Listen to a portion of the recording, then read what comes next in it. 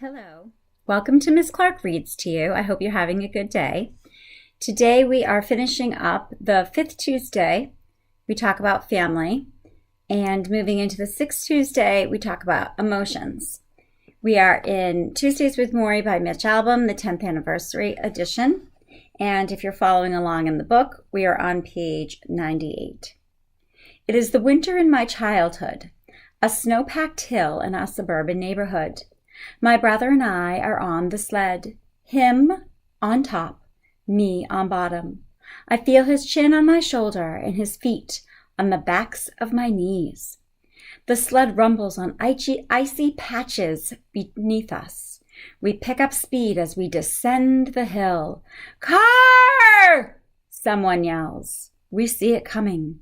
Down the street to our left, we scream and try to steer away, but the runners do not move. Now, the runners is in reference to the sled that Mitch and his brother Peter are on as small children. It is not runners as in people running. So it would be one of those older fashioned sleds where there was metal runners on the bottom to steer and direct versus a plastic sled that we may be used to seeing today. The driver slams his horn and hits his brakes, and we do what all kids do, : we jump off. In our hooded parkers, we roll like logs down the cold, wet snow, thinking the next thing to touch us will be the hard rubber of a car tire. We are yelling, "Ah!" And we are tingling with fear, turning over and over, the world upside down, right side up, upside down. And then nothing. We stop rolling and catch our breath and wipe the dripping snow from our faces. The driver turns down the street, wagging his finger. We are safe. Our sled has thudded quietly into a snowbank, and our friends are slapping us now, saying, "Cool, you could have died." I grin at my brother. We are united by childish pride. That wasn't so hard, we think, and we are ready to take on death again. What I love about this italics portion, this flashback, are some of Mitch's word choices. We descend the hill. We are united by childish pride. Really nice word choices to show the depth of and the height of the hill, as well as him and his brother having that moment of feeling as though they are one. Because this is important, as we know in the text that Mitch and his brother are having a strained relationship, have not been united for quite some time. That's my brain connection. As I move into the sixth Tuesday, we talk about emotions. So as I read, think about making a book, a brain, or a heart connection. A book connection is where you might summarize or notice a main point that the writer is trying to make. A heart connection is where you go deeper, thinking about how the text might be changing you. A brain connection is where you are thinking about how the writer is challenging you or something that you are confirmed with. I walked past the mountain laurels and the Japanese maple up the bluestone steps of Morrie's house. The white rain gutter hung like a lid over the doorway. I rang the bell and was greeted not by Connie, but by Morrie's wife, Charlotte, a beautiful gray-haired woman who spoke in a lilting voice. She was not often at home when I came by. She continued working at MIT as Morrie wished, and I was surprised this morning to see her. "Morrie's having a bit of a hard time today," she said. She stared over my shoulder for a moment and then moved toward the kitchen. "I'm sorry," I said. "Oh, no, he'll be happy to see you," she said quickly. "I'm sure..." She stopped in the middle of the sentence, turning her head slightly, listening for something. Then she continued, "I'm sure he'll feel better when he knows you're here." I lifted up the bags from the market, my normal food supply. I said jokingly, and she seemed to smile and fret at the same time. "There's already so much food. He hasn't eaten any from last time." This took me by surprise. "He hasn't eaten any?" I asked. She opened the refrigerator, and I saw familiar containers of chicken salad, vermicelli, vegetables, stuffed squash, all things I had brought for Morrie. She opened the freezer, and there was even more. Morrie can't eat most of this food. It's too hard for him to swallow. He has to eat soft things and liquid drinks now. But he never said anything, I said. Charlotte smiled. He doesn't want to hurt your feelings. It wouldn't have hurt my feelings. I just wanted to help in some way. I just wanted to bring him something. You are bringing him something. He looks forward to your visits. He talks about having to do this project with you, how he has to concentrate and put the time aside. I think it's giving him a good sense of purpose. Again, she gave that faraway look, the tuning in something from somewhere else. I knew Morrie's nights were becoming difficult, that he didn't sleep through them, and that meant Charlotte often did not sleep through them either. Sometimes Morrie would lie awake, coughing for hours. It would take that long to get the phlegm from his throat. There were healthcare workers now staying through the night, and all those visitors during the day, former students, fellow professors, meditation teachers, tramping in and out of the house. On some days, Morrie had half a dozen visitors, and they were often there when Charlotte returned from work.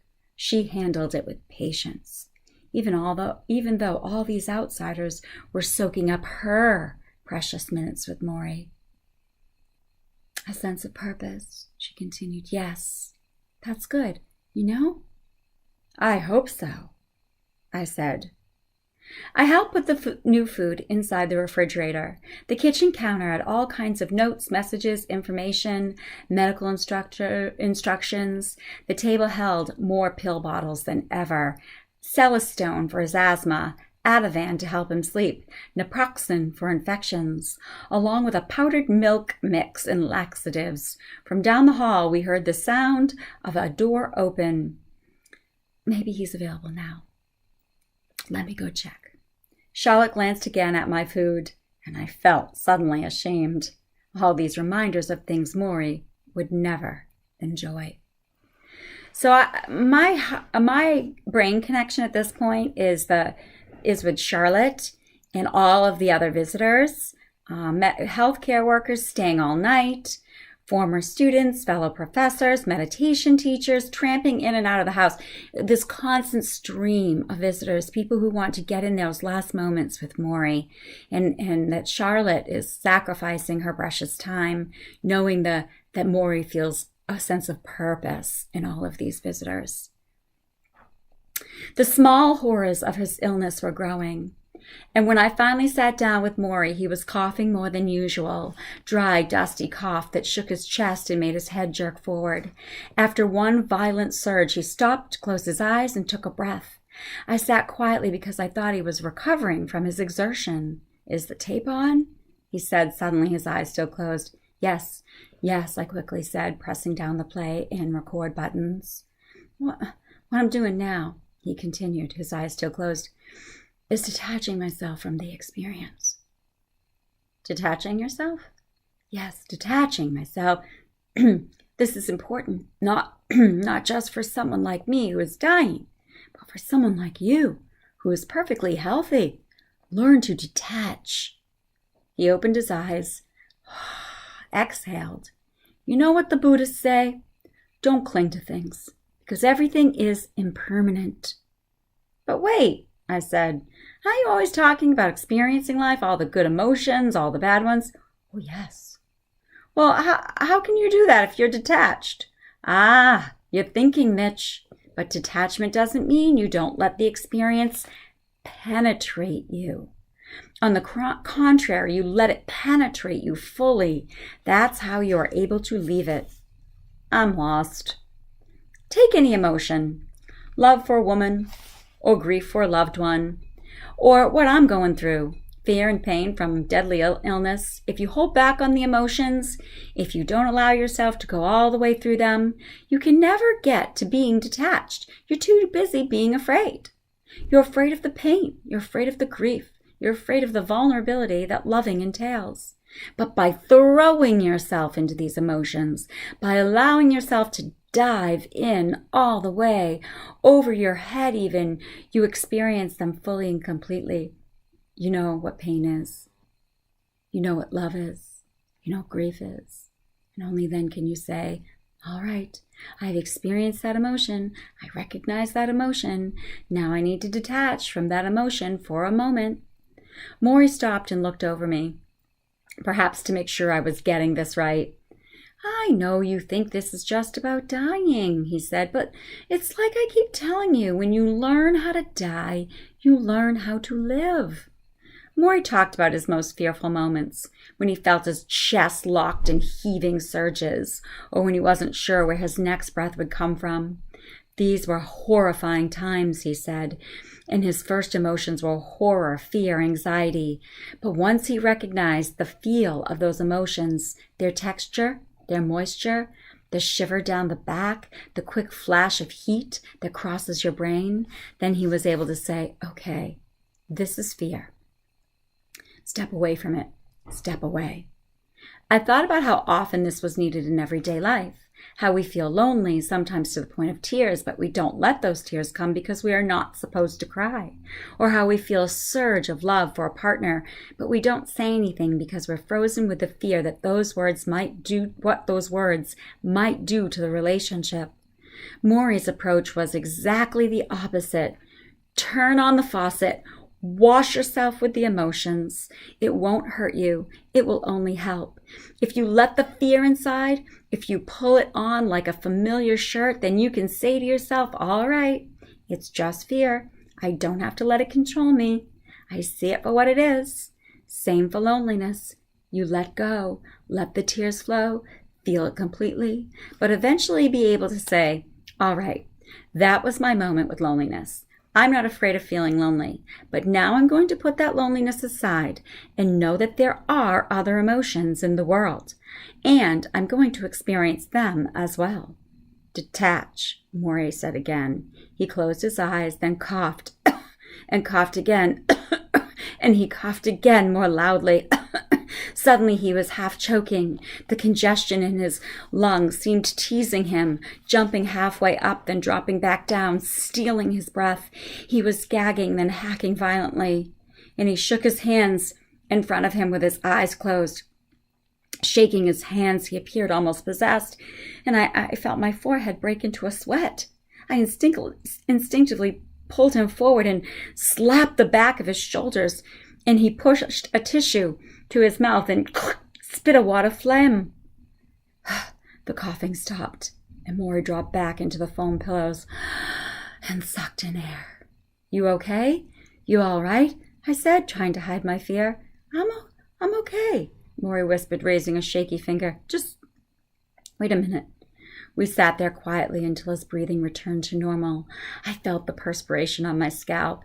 He asked me to close the window. The breeze was making him cold. I didn't mention that it was 80 degrees outside. Finally, in a whisper, he said, I know how I want to die. I waited in silence. I want to die serenely, peacefully, not like what just happened. And this is where detachment comes in. If I die in the middle of a coughing spell like I just had, I need to be able to detach from the horror. I need to say, this is my moment. I don't want to leave the world in a state of fright. I want to know what's happening, accept it, get to a peaceful place, and let it go. Do you understand? I nodded.